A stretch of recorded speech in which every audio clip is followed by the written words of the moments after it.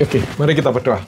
Tuhan, kami bersyukur hari ini kami boleh bersekutu dalam tempat kami masing-masing pada waktu kami bekerja. Kami bersyukur untuk kesempatan yang baik ini, memuji memuliakan nama Tuhan, berdoa dan juga belajar sebagian firman Tuhan. Kiranya firman Tuhan yang kami boleh renungkan, kami boleh sharingkan ini, boleh kami pahami, kami boleh lebih mengerti lagi, dan boleh kami praktekkan di dalam hidup kami, sehingga hidup kami boleh semakin berkenan kepada Tuhan. Tolong kami Tuhan, dalam nama Tuhan Yesus kami berdoa. Amin. Baik, jadi hari ini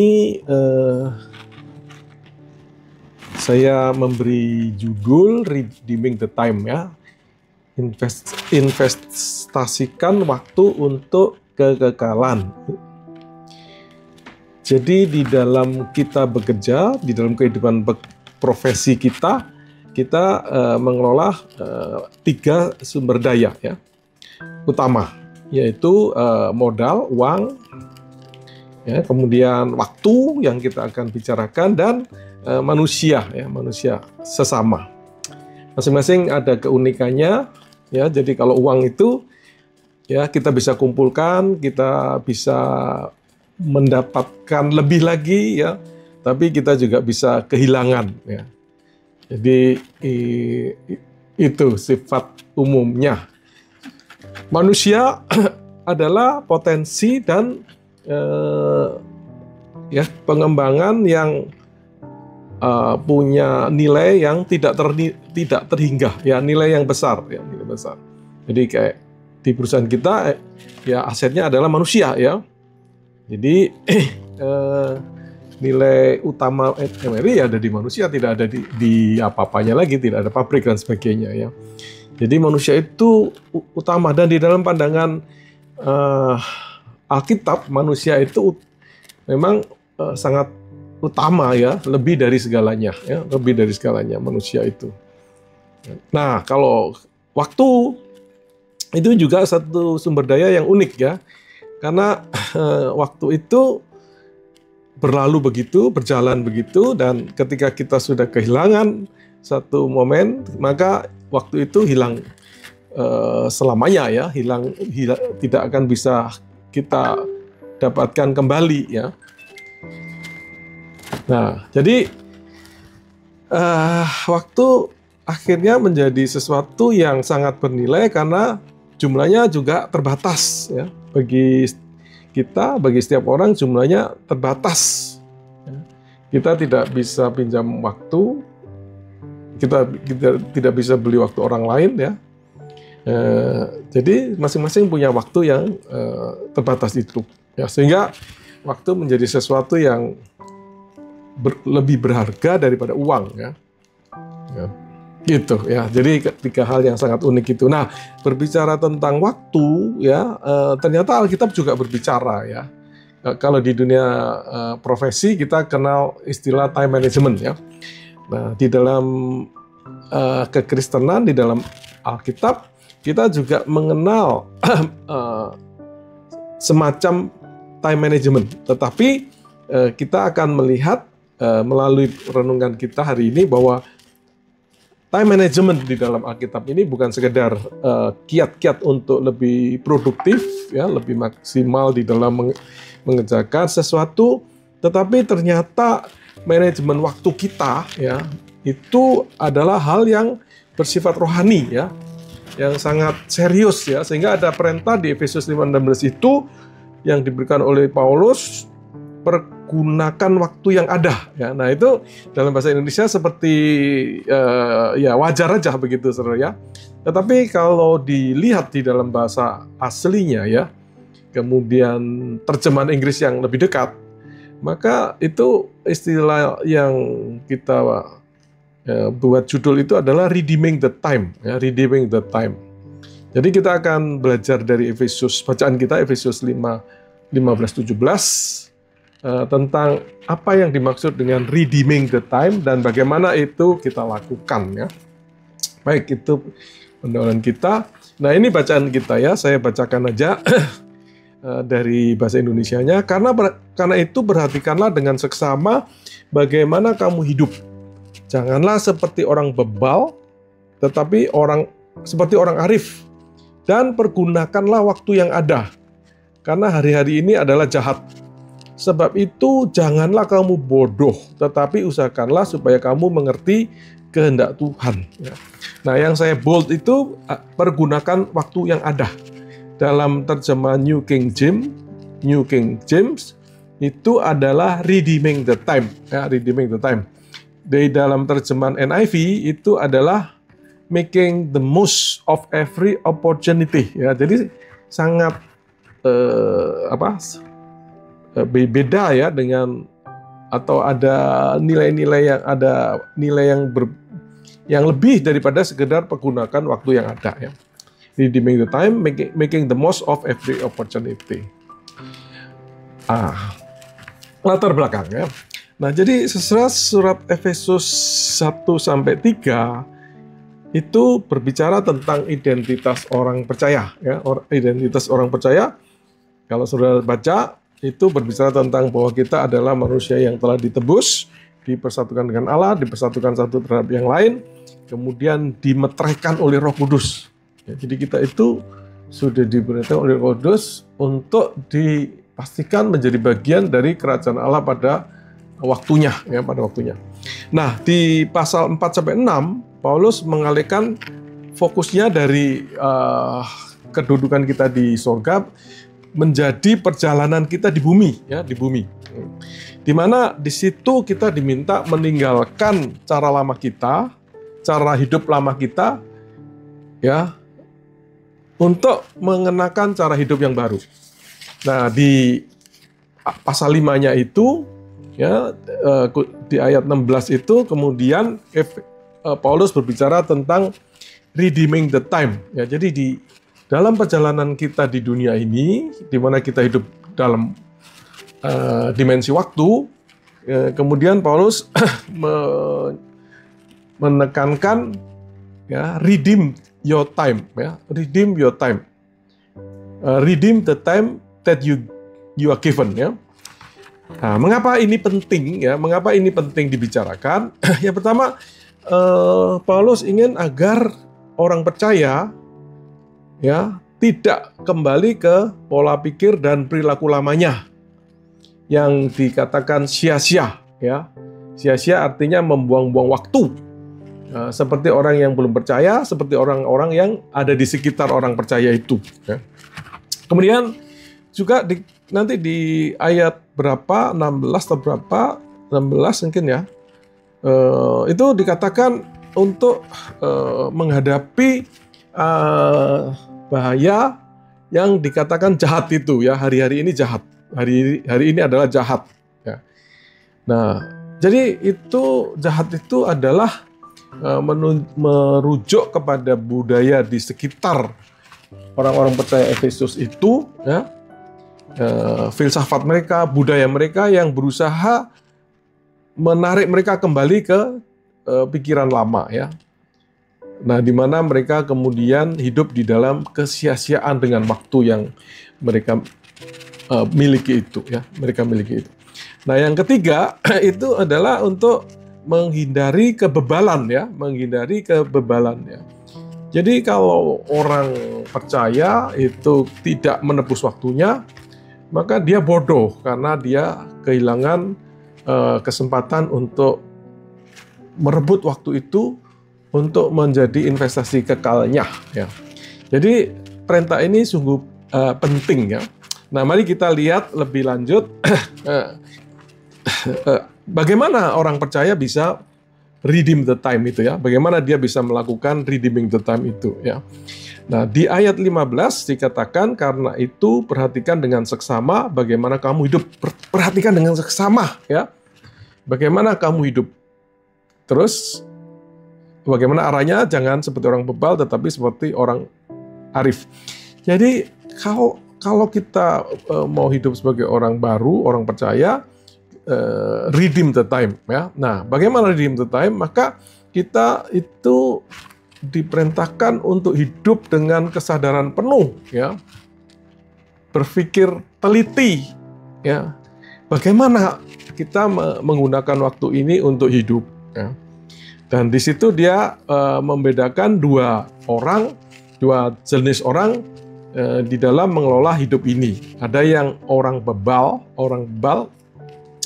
yang di dalam bahasa aslinya itu afron, itu bukan sekedar bodoh, ya, bukan sekedar bodoh, tetapi lebih tanpa berpikir, ya. Jadi tidak mau menggunakan akal sehatnya. Nah, jadi mereka ini lebih malas, ya, malas berpikir. Orang yang secara rohani itu malas, ya. Jadi karena itu mereka hidupnya itu reaktif terhadap masalah, ya, terhadap tantangan. Jadi digerakkan oleh hal-hal di sekitarnya, ya, tuntutan-tuntutan yang mendorong dia, ya, diarahkan oleh distraksi-distraksi, ya, yang mengelilinginya, ya. Jadi mereka adalah pengguna waktu yang pasif, ya. Jadi waktu dia pasif saja, tidak mengolah bagaimana menggunakan waktunya, ya. Dan akibatnya mereka itu di dalam bahasa Yakobus 4 ayat 14 itu seperti uap. Sebentar ada, tahu-tahu sudah hilang dan tidak ada jejak apa-apa, ya, tidak ada jejak apa-apa, tidak ada jejak nilai kekal yang ditinggalkan, ya. Hilang gitu saja karena dia telah menggunakan waktu dengan bebal, seperti orang bebal.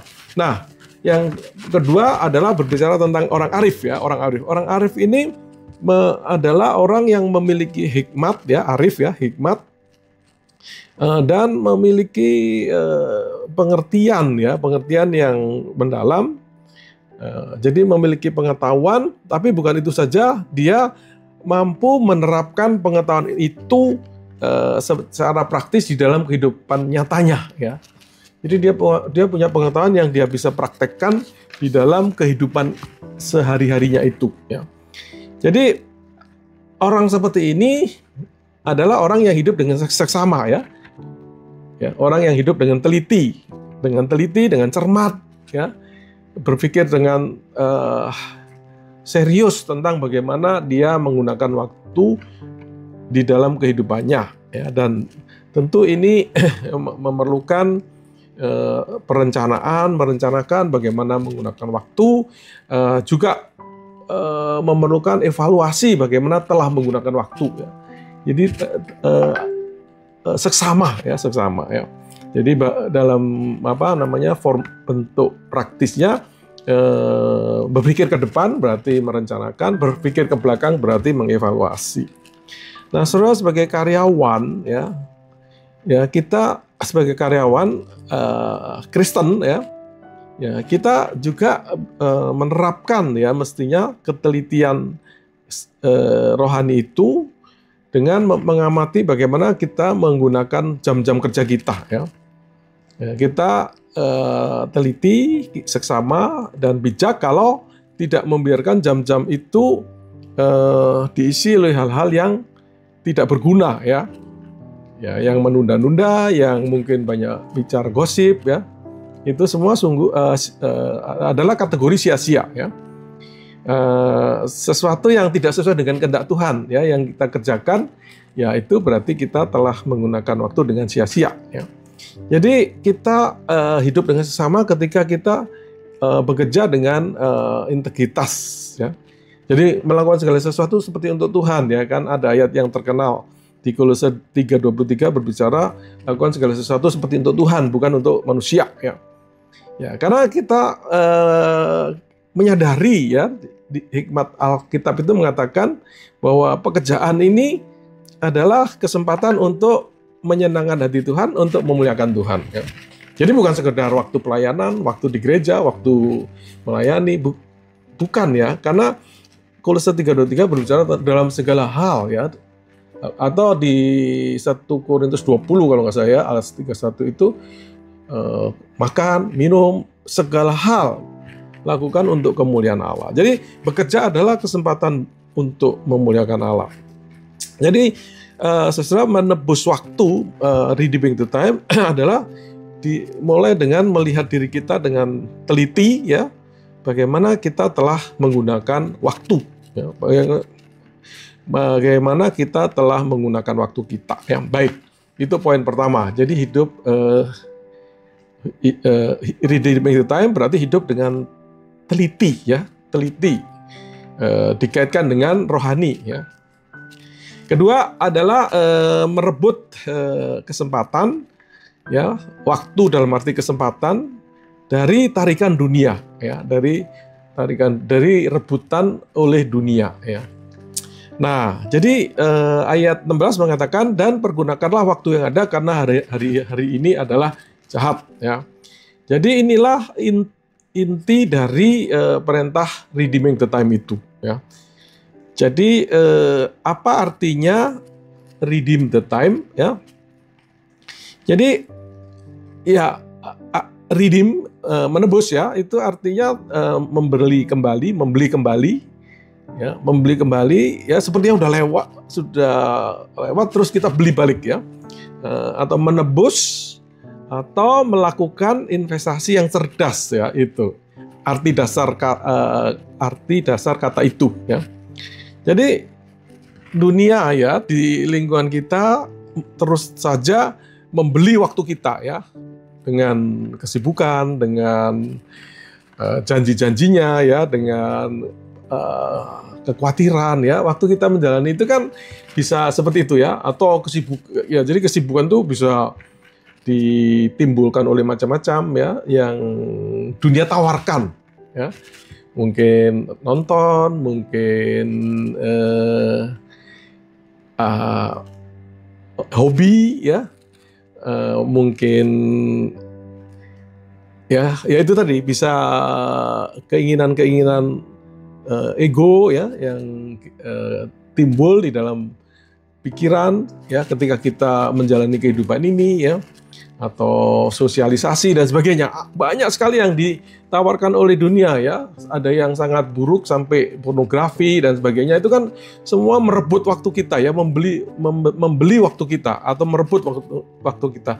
Nah, saudara, redeem the time adalah bagaimana kita secara proaktif merebut kembali, ya, waktu itu, aset yang sangat berharga itu, untuk menukarnya atau menggunakannya untuk melakukan sesuatu yang bernilai kekal, ya, yang berkenan kepada Tuhan, ya.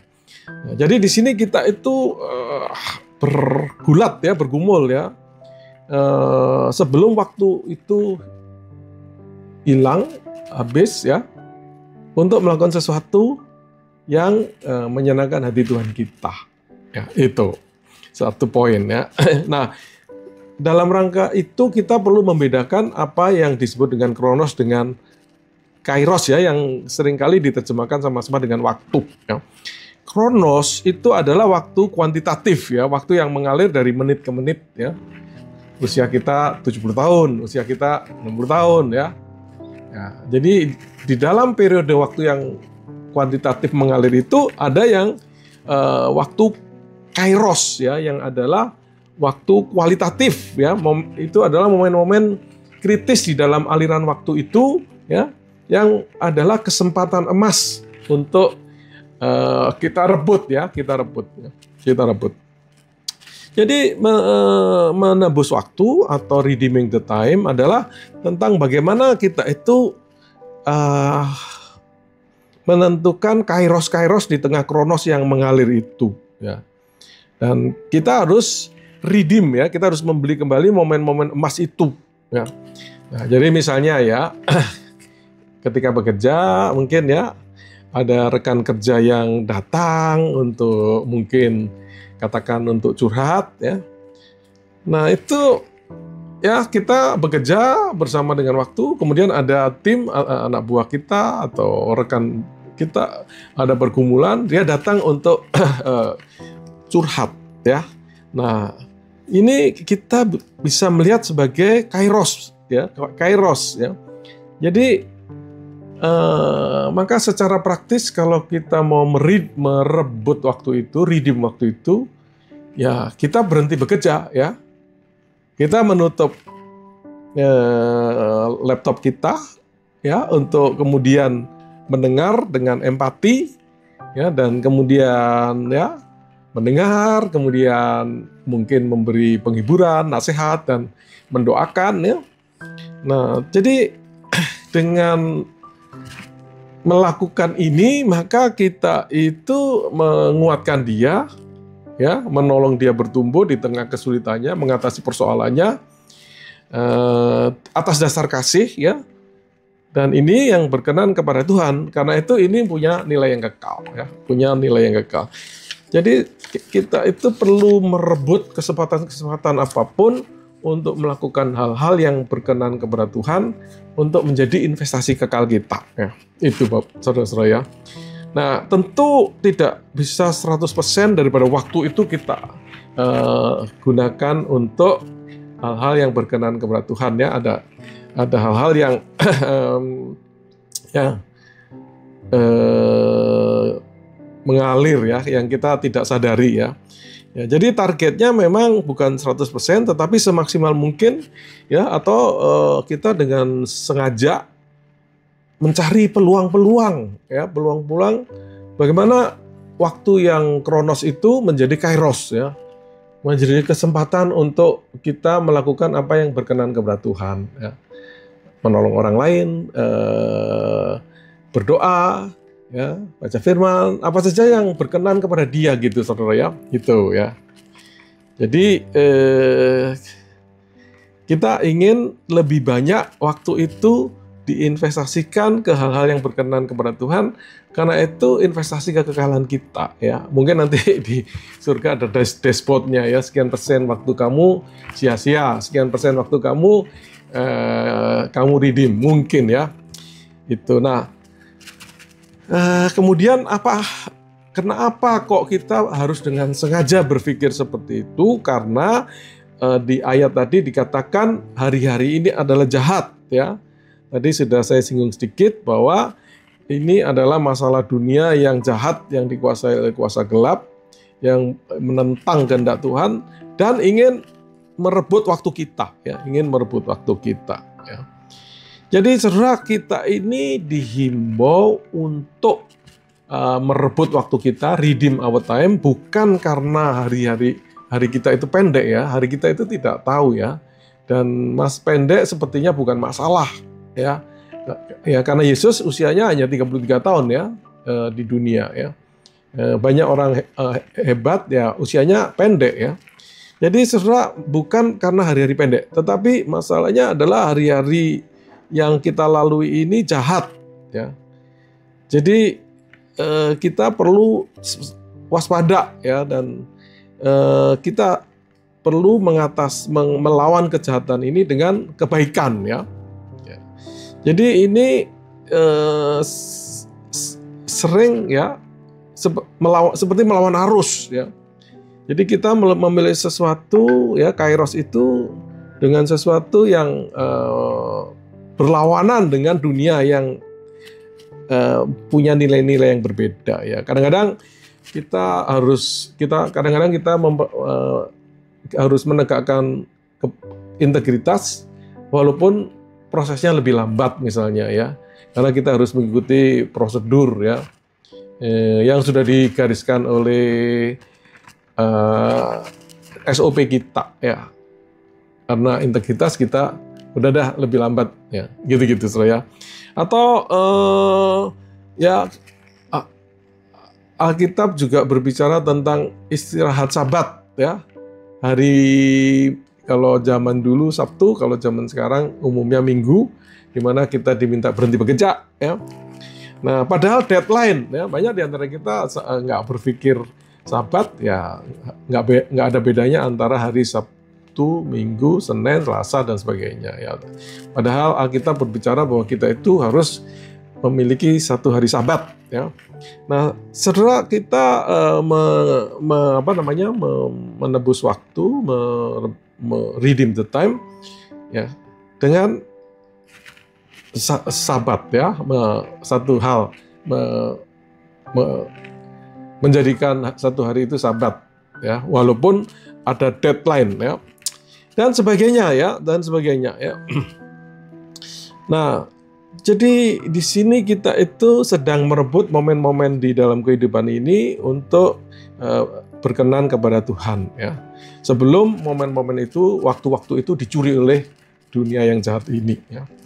Nah, yang poin terakhir di dalam merebut kesempatan itu adalah terkait dengan dampak kerajaan Allah ya, dampak kerajaan Allah. Jadi mengapa kita harus bersusah payah untuk merebut waktu itu? Ya, karena kita itu adalah bagian dari kerajaan Allah ya. Dan kita diharapkan memiliki kingdom impact di tengah dunia ini. Ya, kan datanglah kerajaanmu, ya kan? Datanglah kerajaanmu. Ya. Carilah kerajaannya dan segala kebenarannya ya. Jadi satu cara untuk memiliki dampak kerajaan ya kita harus memaksikan waktu kita ini digunakan untuk hal-hal yang bersifat kekekalan atau hal-hal yang berkenan kepada Tuhan kita ya. Jadi kita berdasarkan Matius 6 ayat 33 itu mengutamakan kerajaan Allah dan segala kebenarannya ya, segala kebenarannya. Jadi kita merebut waktu untuk hal-hal yang memang Tuhan inginkan ya. Tuhan itu menginginkan dunia ini digunakan untuk semaksimal mungkin kesejahteraan manusia. Kemudian Tuhan juga menginginkan sebanyak mungkin orang mengenal Tuhan. Nah itu ya. Berikut adalah hal-hal yang kita kerjakan untuk Tuhan ya. Jadi dimanapun kita berada, kita bisa memberikan kingdom impact dengan cara apa? Dengan mengikuti Kolose 3:23, apapun yang kamu perbuat, perbuatlah dengan segenap hatimu seperti untuk Tuhan dan bukan untuk manusia. Ya, kadang sulit saudara ya, kadang ya, ketika hubungan dengan polisi yang menuntut kita menyuap ya, atau pajak yang menuntut kita menyuap ya. Ya, di situ kita harus melakukan dengan segenap hati seperti untuk Tuhan bukan untuk manusia. Ya, itu kadang membuat kita sulit. Tapi dengan itulah kemudian terjadi kingdom impact ya, kingdom impact. Orang melihat, oh ini orang-orang percaya seperti ini cara berbisnisnya ya. Itu poin kedua. Ya, poin ketiga ya di ayat 17 ya, ayat 17 ini ayat terakhir ya. Sebab itu janganlah kamu bodoh tetapi usahakanlah supaya kamu mengerti kehendak Tuhan. Jadi merebut waktu adalah mengarahkan investasi waktu kita itu pada hal-hal yang berkenan kepada Tuhan ya, berkenan kepada Tuhan.